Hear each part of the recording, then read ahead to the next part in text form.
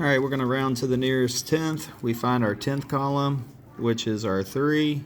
We look next door. The 4 tells us to keep it the same.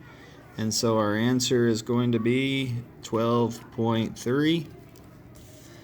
Same thing, we're going to round to the nearest tenth, which is the 7. The 10th column is the 7. We look next door. The 6 tells us to round up.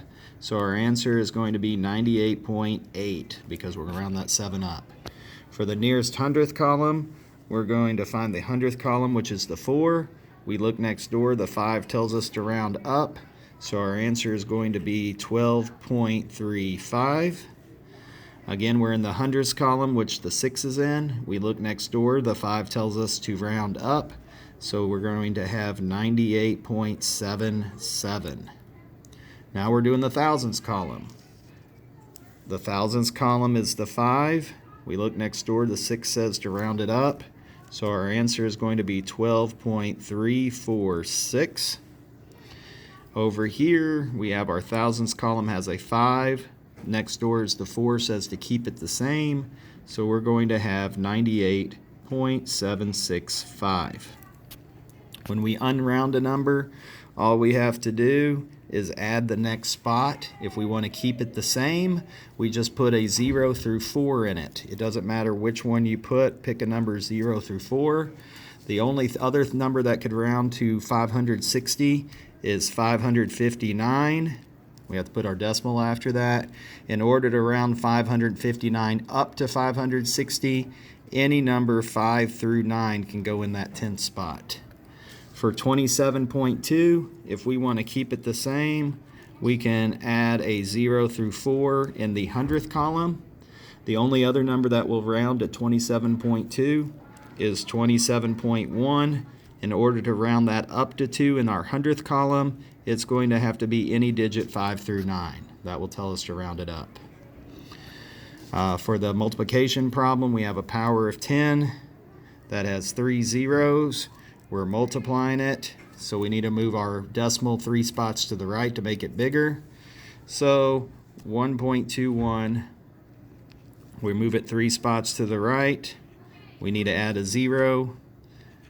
So our answer is 1,210. For 37 times 1,000, we're just going to take 37 times 1,000. I can drop my 3 zeros.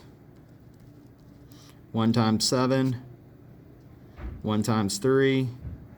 Our answer is just 37,000. For 1.21 divided by 100, again, we have a power of 10, 2 zeros. This time we're dividing it. We're moving it to the left. Our decimal is going to go 2 spots to the left. We have to fill in our 0 and put our decimal in there. So our answer is going to be 0.0121. For 42,000 divided by 700, we have 42,000 divided by 700. I have 2 zeros over here, 3 zeros over here. I can get rid of 2 of them. So I'm just left with 420 divided by 7. 7 won't go into 4, but it will go into 42 6 times. 6 times 7 is 42. I subtract, I'm left with 0. When I have a remainder of zeros and I have zeros remaining, I can just pull them up. Our answer is going to be 60. To double check it, take 60 times 7, you'll get 420, and so we know it's correct.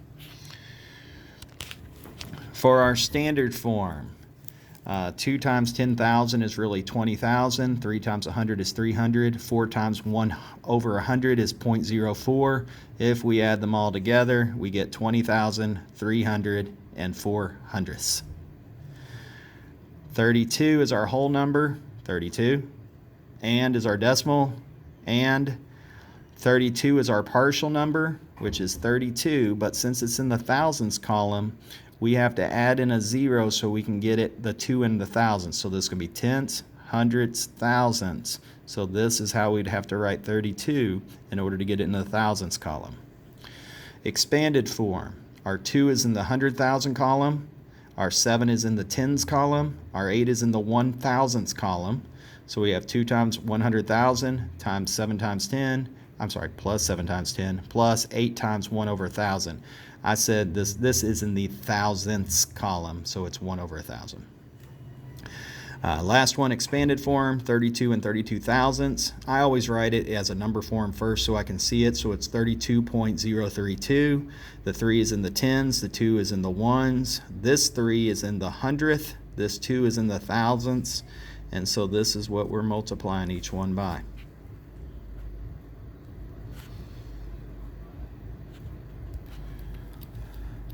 Word form, we do the partial, the whole number and then the partial. Our whole number is 28, 28. Our decimal is and. Our partial is 28, which is 28 again. And then the 8 is in the thousands column, the third column after the decimal, so we write thousandths. For this expanded form, I wrote the number out. It's 20,304 hundredths. So that's what we write, 20,304 hundredths. For our 3 comparison problems, we need to line up our decimals. We're going to, let me move this up here. We're going to check our first column, they're both ones. Our second column, we have a 0 and a 1, so the 1.15 is bigger because 1 is bigger than 0. The next one, we have a column of 2's, they're the same, a column of 3's, they're the same, and we have a 0 and a blank, which are the same. So these two, they do equal each other. Up here in our first column, we have a 0 and 4. The 4 is bigger, and so 4,440.1 is going to be the larger number. For our next comparison problem, I went ahead and lined up the decimals. This one is least to greatest. So I'd look at my first column. I see this 1. I know this is my greatest number, my biggest one. So this one on this one is going to be our 4th one because our greatest goes at the end. So then I'd look at everything else. I have a 1, 1, 1. That doesn't tell me anything. The next column on the ones that are remaining, I have a 2, a 0, and a 2. Well, the 0 is the smallest, so this is going to be the first number that I write. Again, I have a 2, 2. I won't tell you whose number that's the favorite number, but you all can figure that out for yourself. Our next column, we have a 3 and a 3. That doesn't tell us anything. But then I have a blank and a 4. Well, the blank is smaller, so this is going to be my second number, and this is going to be my third number on this problem. On the next set, we're going from greatest to least, so we're going to find our biggest number. Right off the bat in that first column, it's a 5 all by itself. This is going to be our biggest number, the first one we write. Then I go to the next column, I have a 5, 5, 5. That doesn't tell us anything.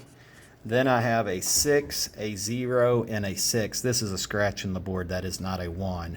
But a 6, 0, and a 6. Well, I know the 2 6's are bigger, so this is going to be our smallest number. It'll be the 4th one that I write. I go to my next column, I have a 7 and 7 on the 2 that's left. That doesn't tell me anything, but I do have a 0 and an 8. Well, the 8 is bigger, so this is going to be my second number. This will be my third number.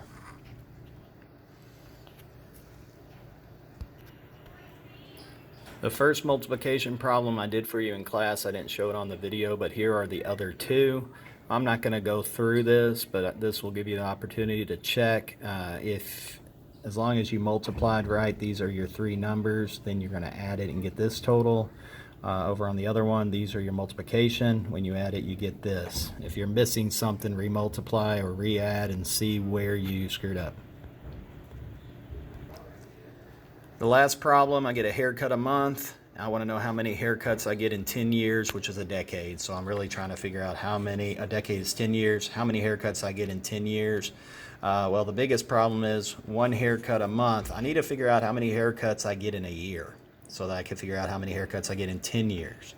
Well, there's 12 months in a year. And if I get a haircut every month, I would get 12 haircuts in 1 year. Well, if I get 12 haircuts in 1 year and I need to see how many I get in 10 years, I just take 12 times 10, which is 120 haircuts.